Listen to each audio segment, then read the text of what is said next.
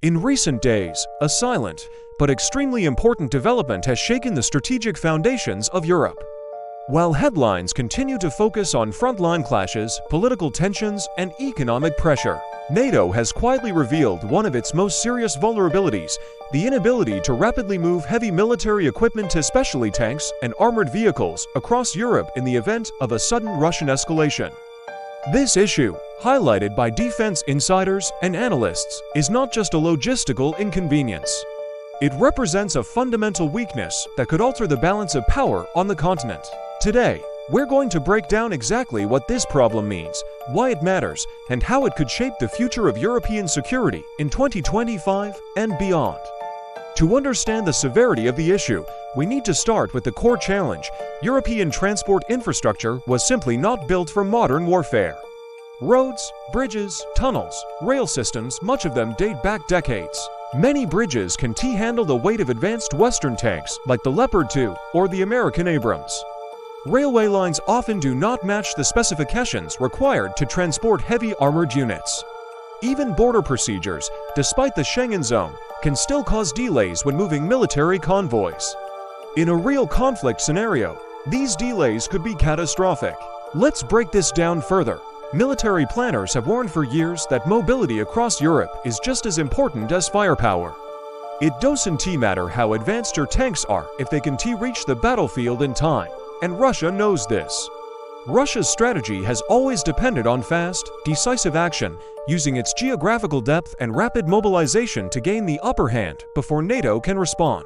This means Europe's biggest challenge isn't just Russia's military strength, as time, and right now, NATO is losing that race. Recent exercises revealed that what should be a 36-hour deployment can easily turn into a multi-day operation. In some cases, equipment had to be rerouted hundreds of kilometers because a single old bridge couldn't support the weight. In other cases, trains carrying armored vehicles sat idle for hours due to bureaucratic processes or outdated rail infrastructure. This is not the kind of problem a major military alliance should have in 2025, but it gets worse. NATO's eastern members, Poland, the Baltic states, Romania, have repeatedly stated that rapid reinforcements are essential to their survival in a crisis. These countries are on the front line, and any delay in delivering heavy equipment could determine whether deterrence succeeds or collapses. In response, European governments have started calling for what some analysts are describing as a military Schengen zone, a system that would allow troops and equipment to move freely across borders without long approval processes. But despite political support, implementation has been painfully slow. Funding shortages, disagreements among EU members, national regulations, and civil infrastructure priorities have all contributed to major delays. As a result, NATO still relies heavily on pre-positioned stockpiles equipment stored in advance in certain countries. But even those stockpiles are insufficient for a full-scale conflict. And unlike Russia, NATO countries must coordinate across 30 governments, each with different procedures, budgets, and political dynamics. This logistic weakness sends a dangerous message: Europe might not be ready for a fast, high-intensity conflict. Meanwhile, Russia is watching closely. Analysts believe Moscow understands that Western military support depends heavily on speed. If NATO cannot reinforce its eastern flank quickly, Russia gains a strategic advantage even without firing a single shot. This brings us to another critical dimension: the psychological impact. Military power is not only measured in missiles and tanks, but in credibility.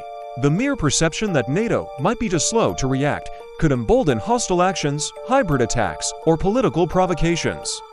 And this vulnerability doesn't exist in a vacuum. It comes at a time when Europe is facing pressure on multiple fronts: energetic instability, migration tensions, political polarization, cyber attacks, and economic uncertainty. Together, these factors create what some call a perfect storm, a moment when adversaries might be tempted to test NATO's resolve. So what is the alliance doing to fix the problem? Several key steps are already underway. Many European countries have begun modernizing bridges and transportation corridors to handle 60 to 70-ton military vehicles. The EU has allocated funding for dual-use infrastructure roads and rails that serve both civilian and military purposes. There is also a push to streamline military border crossings, but progress is slow. The truth is simple: Infrastructure modernization takes years, not months. And geopolitics are moving faster than construction crews. Some experts now argue that NATO may need to adopt a new strategy, pre-position much larger amounts of equipment directly on the Eastern Front, reducing reliance on cross-continental transport. Others advocate for lighter, more mobile forces that can be deployed quicker, even if they lack the heavy armor advantages. Still, these solutions are partial and imperfect.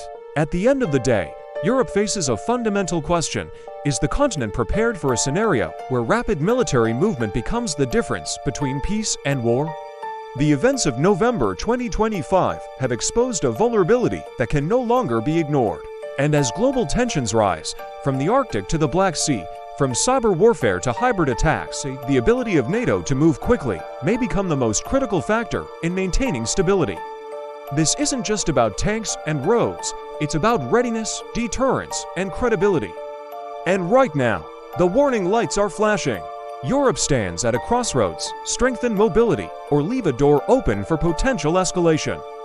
The next months will show whether NATO can turn this vulnerability into an opportunity for modernization, or whether adversaries will see it as a window to exploit. Either way, the world is watching.